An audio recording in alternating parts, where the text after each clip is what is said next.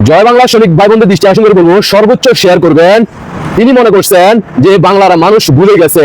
তিনি হচ্ছেন সেই ব্যক্তি যিনি জুলাই আন্দোলনের সময় ছাত্রদের পক্ষে নিয়ে আদালতে গেছিল আর কোর্ট ছেড়া দুই হাত দুই দিকে দিয়ে আবু সাইদের মতো অভিনয় করছিল। তিনি একজন টেলিভিশনের উপস্থাপক, ভালো করে ওনাকে চেনেন। কিন্তু জুলাই আন্দোলনের পর 5 আগস্ট যখন ঘটে যায়, তখন মাত্র 15 থেকে 16 দিনের মাথায় তার বাসায় তার বউ থাকা সত্ত্বেও, তার একজন উপযুক্ত মেয়ে থাকা সত্ত্বেও, ছেলে থাকা সত্ত্বেও তিনি কাজের ছেলের সাথে মানে সমকামিতার সাথে লিপ্ত হন। আর সেটা যখন পাবলিশ হয়ে যায়, তখন তিনি দীর্ঘ 7-8 মাস আন্ডারগ্রাউন্ডে ছিলেন, কোনো মিডিয়া কভারেজ করেন নাই, তিনি সামনে আসেন নাই। তার পরবর্তীতে মাত্র 4-5 মাস থেকে তিনি বিভিন্ন প্রোগ্রামে তিনি যান, কথা বলেন। এখন হাদি আর জান্নাত আরা রুমি আপাকে নিয়ে তিনি এখন মন্তব্য করলেন। বাংলার মানুষদেরকে জানতে হবে, দেখতে হবে তার ব্যাকগ্রাউন্ড, পরিচয়, সকল কিছু সর্বোচ্চ শেয়ার করবেন। বাংলার মানুষদেরকে জানান দেন তিনি সেই ব্যক্তি। আগে শুনেন তার কথা। ওসমান হাদির একটা ফুটেজ সামাজিক যোগাযোগ মাধ্যমে ভেসে বেড়াচ্ছে। মৃত্যু হবে তিনি জানতেন, রাজপথের মৃত্যু হবে তাও হয়তো জানতেন।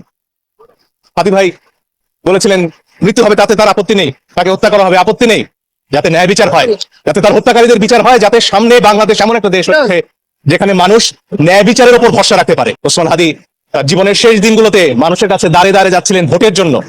একটা নির্বাচনের স্বপ্ন দেখেছিলেন হাদি, দেশে গণতন্ত্রের স্বপ্ন দেখেছিলেন। হাদির মতো আর অসংখ্য মানুষ জীবন দিয়েছেন এর জন্য নয় যে গতকালকে রাতে আমার আরেক বোন, আমার ভাইয়েরা একটি ভবনের ছাদে উঠে নিঃশ্বাস নিতে পারবেন না, বলবেন হয়তো পরিবারের সাথে আর দেখা হবে না।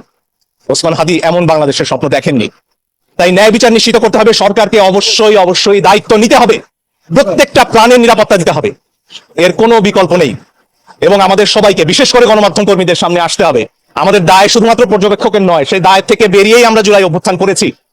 এবং এরপরও যখন যেখানে মানুষকে হত্যার আয়োজন করা হবে ক্ষুদ্র স্বার্থ সিদ্ধির জন্য, সেখানে আমাদেরকে শুধু পর্যবেক্ষকের ভূমিকায় নয়, আমাদেরকেও রুখে দাঁড়াতে হবে।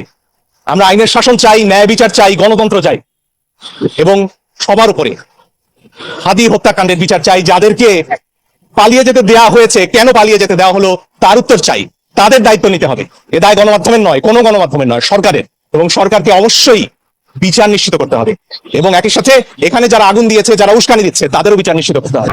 জি ঠিক আছে ভাইয়া, আপনার কথা সম্পূর্ণ আমি একমত। আপনার এই হাদি আর জান্নাত আরা রুমির আফার জন্য মনে অনেক কষ্ট, যন্ত্রণা, সেটার বিচার অবশ্যই হবে। সেটা শেখ হাসিনাই পারবে সুষ্ঠু বিচার তদন্ত করে করতে। এটা আপনার মতো রাজাকার বংশে যারা দায়িত্বে আছে তারা এটা কখনো করবে না। বাংলার মানুষদেরকে ধোঁকা দেওয়া হচ্ছে। কথা হচ্ছে আপনি যে আপনার বাসার ছেলের সাথে, কাজের ছেলের সাথে আপনি নারীতে আসক্ত না, আপনি পুরুষে আসক্ত। ওই যে বিষয়টা নিয়ে এখন পর্যন্ত কোনো মামলা হয়েছে কিনা, এখন পর্যন্ত সেটা সুষ্ঠু বিচার হয়েছে কিনা, এটার জন্য কোনো আলোচনা হয়েছে কিনা, আপনাকে কি কোনো কারাগারে যাইতে হয়েছে কিনা, এটা একটু দেশবাসীর সামনে একটু উপস্থাপক হিসেবে আপনি একটু প্রকাশ করবেন। বাংলার মানুষ ভুলে যায় নাই। আপনি মনে করছেন এটা তো 1 বছর আগের ঘটনা, বাংলার মানুষ হয়তো বা ভুলে গেছে। তাই আবারও আপনাকে স্মরণ করে দেওয়ার জন্য, বাংলার মানুষদেরকে স্মরণ করে দেওয়ার জন্য, যাতে করে আপনাদের ধোকায় আবারও না পড়ে। আপনাদের ধোকায় পড়লে আবারও জুলাই আর 5 আগস্ট ঘটবে, বাংলাদেশের সাধারণ জনগণের জীবন হুমকির মুখে পড়বে। বাংলাদেশের সাধারণ নারী, শিক্ষক, শিক্ষিকা থেকে শুরু করে, শিশুকন্যা থেকে শুরু করে, সবাই রাষ্ট্রীয় সম্পদ থেকে শুরু করে বাংলাদেশের ভূখণ্ড হুমকিতে পড়বে। তাই জয় বাংলা সৈনিক ভাই বোনদের দৃষ্টি আকর্ষণ করে বলবো, সর্বোচ্চ শেয়ার করবেন। তার মুখ যেন আবারও বন্ধ হয়ে যায়, তিনি যেন আবারও মিডিয়ার সামনে এসে বুক ফুলিয়ে কথা না বলতে পারে, চোখে আঙুল রেখে কথা না বলতে পারে, কারণ তিনি একজন সমকামিতার প্রোডাক্ট। আশা করি বুঝতে পারছেন। ধন্যবাদ সবাইকে। ইনকলাব জিন্দাবাদ, পাকিস্তান জিন্দাবাদ, এভাবে হয়ে যাবে। জয় বাংলা, আল্লাহ হাফেজ।